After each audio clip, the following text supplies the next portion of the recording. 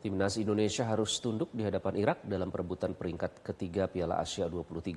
Dengan ini Garuda Muda hanya mempunyai satu kali kesempatan untuk meraih tiket Olimpiade dengan melakoni babak play-off melawan wakil Afrika Guinea. Untuk membahasnya kita sudah terhubung dengan pengamat sepak bola Bung Roni Pangemanan. Bung Ropan, selamat pagi. Selamat pagi, Bung Ropan. Selamat pagi, Iqbal, Mas Hen. Iya, Bung Ropan, tentu kita tetap mengapresiasi ya perjuangan Timnas Garuda Muda Indonesia, walaupun sayangnya harus kandas di babak perebutan juara ketiga ini.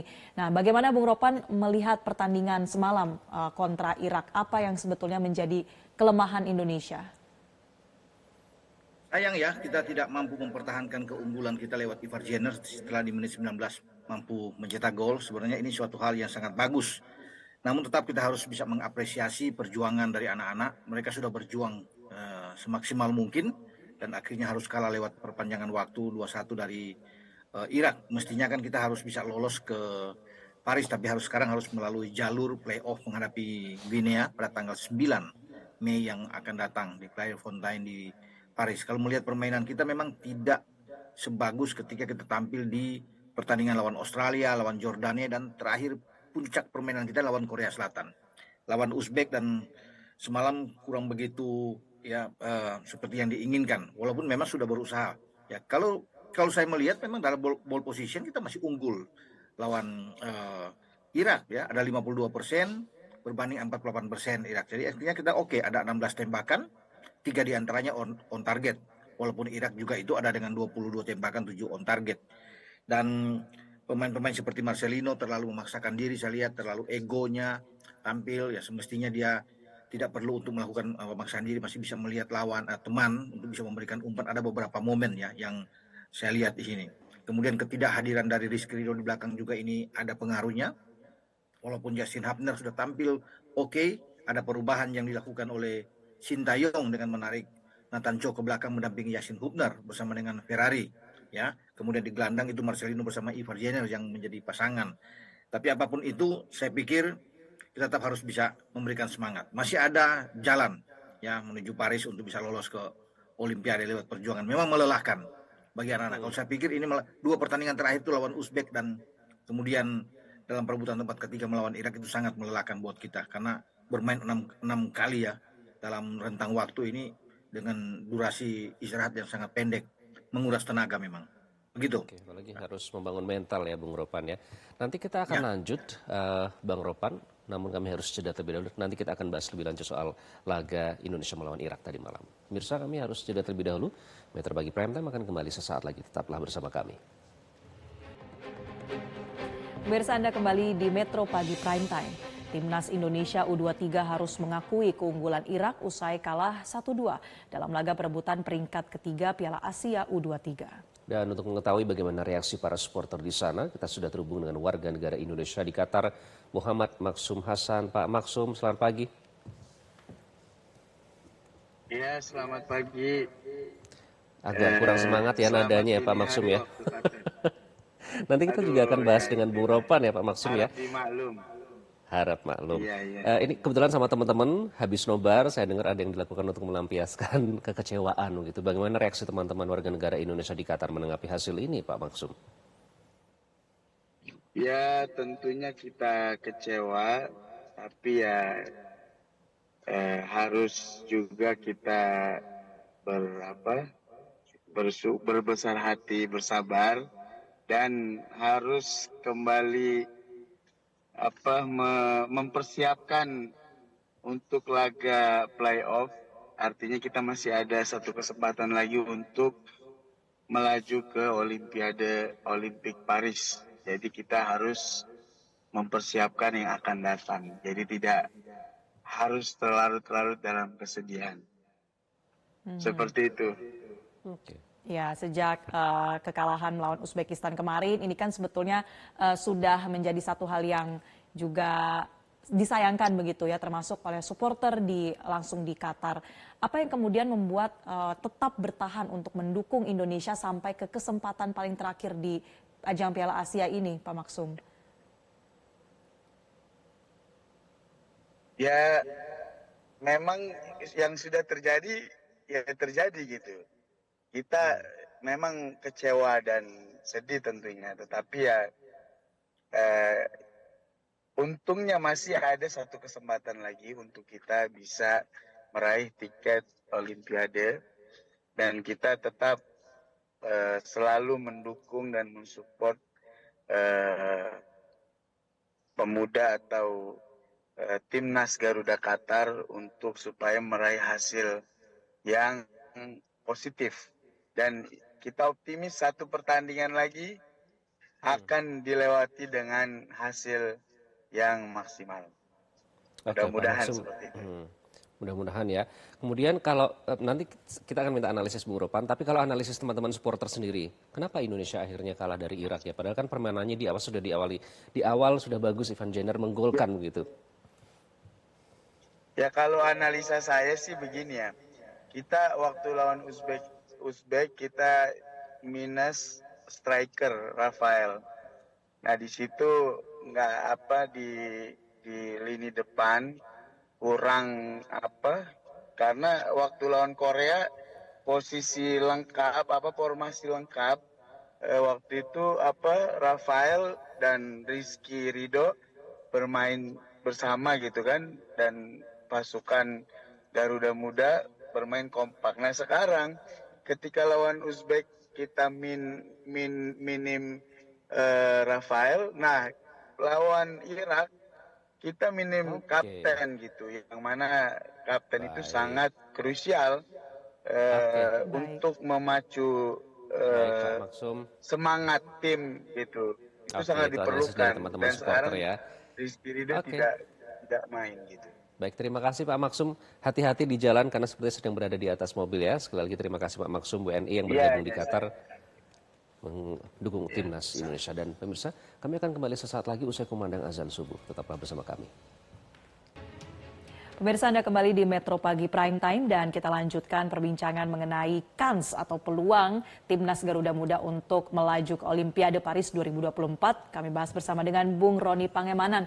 Bung Ropan, kalau kita melihat nanti playoff tanggal 9 Mei ya melawan wakil dari Afrika, Guinea. Bagaimana sebetulnya melihat peluang Indonesia karena menjadi salah satu negara ini Guinea yang cukup diunggulkan dari Afrika Barat. Bagaimana melihat perbandingan skill keduanya, Bung Ropan? Ya, Indonesia dan Guinea ini adalah dua tim yang terakhir nantinya akan memperebutkan tiket. Sekarang sudah ada 15 tim yang ada dengan Irak lolos, jadi Irak negara ke-15. 16 itu akan ditentukan antara Guinea dan Indonesia. Jadi ini hanya single match yang dimainkan dalam babak playoff, jadi tidak ada bermain dua kali home and away. Jadi cuma satu dipusatkan di Prancis di Clairefontaine. Jadi harus diperebutkan antara dua tim ini. Kita tidak boleh menganggap enteng Guinea. Guinea ini masuk ke babak semifinal hanya kalah tipis dari Mesir ya dengan 1-0, dan dalam perebutan tempat ketiga mereka kalah adu penalti 3-4 dari Mali. Ya, juaranya Maroko. Jika ini sudah merupakan sebuah jalan terbaik buat kita, saya pikir kalau kita lolos melewati Guinea ini akan lebih bagus buat kita karena berada di jalur grup yang agak ringan. Kita akan masuk di grup Prancis, tuan rumah di grup A, kemudian Amerika Serikat dan Selandia Baru. Dari hitung-hitungan ini, kita bisa berbuat yang terbaik di sini. Dibandingkan kita ketemu langsung, kalau Irak kan langsung lolos, itu ketemu dengan Argentina di sana, kemudian ada Maroko, juara Afrika, dan juga dengan Ukraina, salah satu wakil terbaik dari Eropa. Ini berat, saya pikir. Bukan mendahului, kalau kita masuk di sini, ini sulit buat kita. Karena semua tim-tim hebat di sini. Irak bergabung di situ. Nah makanya sekarang kesempatan terakhir harus kita ambil melawan Guinea. Memang tidak mudah. Guinea itu tim yang sangat kuat juga. Tapi kalau kita bisa melakukan ini yang terbaik, kita berada di grup yang saya bilang tadi. Hanya Prancis yang lebih diunggulkan di sini sebagai tuan rumah.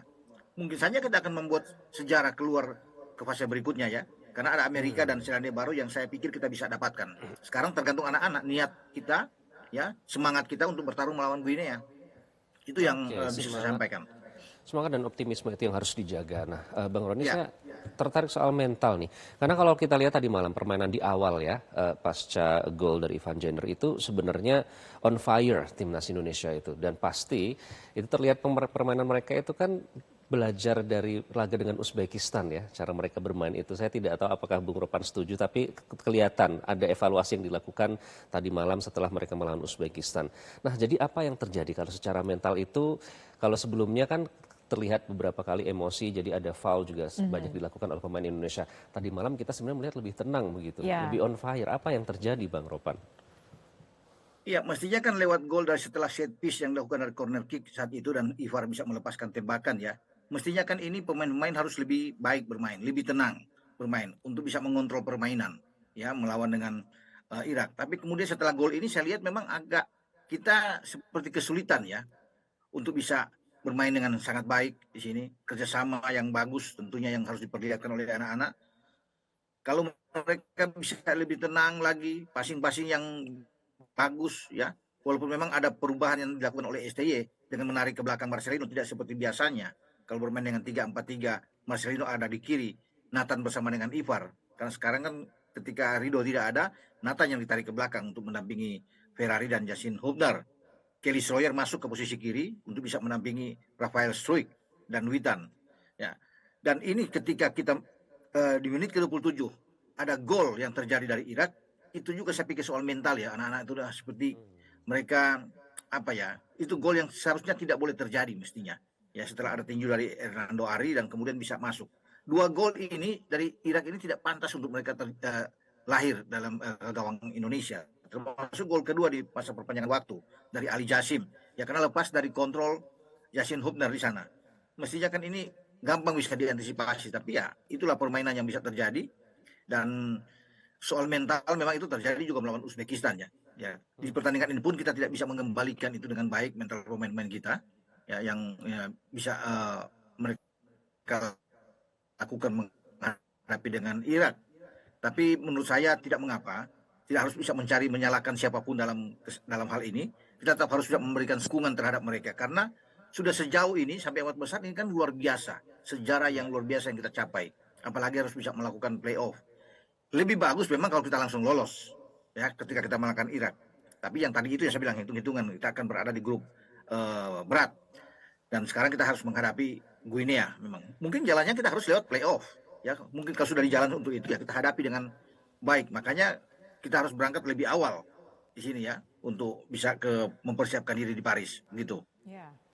Oke, artinya ada pekerjaan rumah yang cukup besar di tengah waktu yang terbatas ya, Bung Ropan, sampai ke tanggal 9 Mei nanti, persoalan mental, mengembalikan kepercayaan diri juga pastinya ya, dan juga strategi-strategi di lapangan. Apa yang harusnya menjadi prioritas, Bung Ropan, dalam waktu yang cukup singkat ini?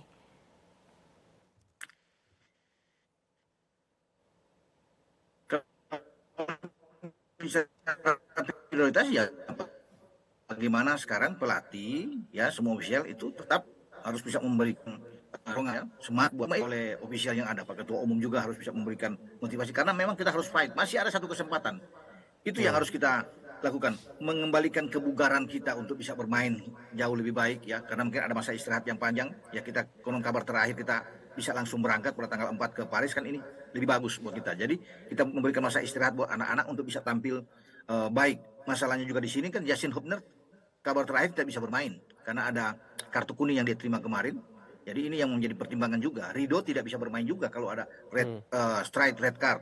Jadi kan dengan dua ini kalau tidak bermain, nah ini harus menjadi pertimbangan harus dipikirkan matang. Bisa akan menghadapi Guinea dengan dua pemain belakang kita yang sangat kuat yang tidak akan bermain bersama dengan tim kita. Kecuali satu hal, kita bisa mendatangkan Elkan Bagot.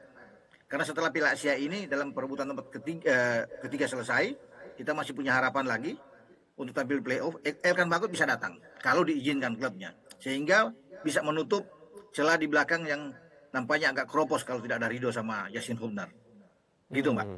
Itu tadi juga analisis dari teman WNI yang menonton di sana ya. Tidak adanya Rizky Ridho ternyata berpengaruh terhadap keseluruhan tim. Bang Ropan, tapi kalau kita evaluasi pasti akan dilakukan setelah melawan Uzbekistan dan setelah melawan Irak. Kalau kita melihat dari segi fisik, Bang Ropan, kalau Uzbekistan kan agak sedikit mirip ya dari segi tinggi badan, meskipun banyak yang bilang Uzbekistan ini pendekar begitu, pendek tapi kekar, artinya masih agak sama dengan Indonesia. Nah kalau Irak nih lebih tinggi, lebih besar begitu, artinya sudah dapat lengkap nih secara Pengalaman ya. pengalamannya sudah lengkap dari Uzbekistan dan dengan Irak. Nanti gimana dengan Guinea? Bagaimana Anda menganalisis soal faktor ini? Guinea itu orangnya juga oke ya. Mereka juga punya fisik yang bagus. Kalau saya bisa melihat 13 pemain mereka itu bermain di Eropa. Jadi ini yang harus kita perhatikan. Tidak main-main, ada yang bermain di Prancis, di Austria, di Yunani, di Belgia, di Jerman. Agasime Bah itu pemain yang bagus di Olympiakos. Ada Kamara, Osman, baik. Aguido Kamara. Ini juga pemain 3 penyerang mereka yang semua bermain di Eropa, matang. Jadi harus berhati-hati, punya tinggi badan juga yang oke, ya, punya fisik yang bagus. Jadi kita harus, pemain-pemain kita harus bisa menghadapi ini. Kita sebenarnya sudah melewati pertandingan-pertandingan dengan Qatar, dengan Australia, Yordania, Korea, Uzbek, dan Irak. Artinya sudah terbiasa kalau bisa melihat ini, tidak perlu kaget, tapi kita melawan tim yang kuat juga. Ya seperti mereka dari Afrika ini, dan mereka mengincar untuk 1 tiket juga untuk bisa lolos. Ya, jadi memang kalau bisa melihat dari juga keluhan anak-anak kemarin melawan Uzbek, mereka merasa, waduh, kami kalah karena body charge aja kami sulit untuk bisa mengalahkan Uzbek ya di semifinal. Jadi itu juga menjadi hal yang terjadi juga ketika melawan Irak, saya pikir. Dalam hal body charge kita itu, kita selalu kalah dalam perebutan bola. Nah, ini menghadapi Guinea, tim yang sangat baik. Kuat secara fisik bagus, secara mental mereka oke, kecepatan mereka punya. Dan wah, ini akan menjadi tantangan berat buat kita. Apalagi kalau lini belakang kita tidak dihuni oleh pemain-pemain bagus seperti Rido atau Yassin Hapner. Tergantung STY sekarang. Ya, kita menyerahkan semua ke STY untuk bisa melihat siapa pemain yang harus dilakukan. Mumpung masih ada waktu ke depan ke tanggal 9 kan. Begitu. Oke, kita Baik. tunggu nantinya seperti apa strategi yang akan digunakan oleh Coach STY di laga playoff nanti. Kemudian tentunya kita bisa tetap mendukung ya. Tetap mendukung. perjuangan Udah ada timnas bocoran Garuda tadi, Bung Ropan nggak tahu boleh dikasih tahu atau enggak, tapi katanya kemungkinan rencana akan langsung ke Paris ya. Bung Ropan terima kasih, Ya. nanti kita akan tanya lagi analisis. Semoga nanti analisisnya kita membahas kemenangan ya, melawan Guinea. Sekali lagi terima kasih. Siap. Bung Ropan, pengamat sepak bola sudah bergabung dengan Metro Pagi Prime Time. Jelajahi cara baru mendapatkan informasi. Download Metro TV Extend sekarang.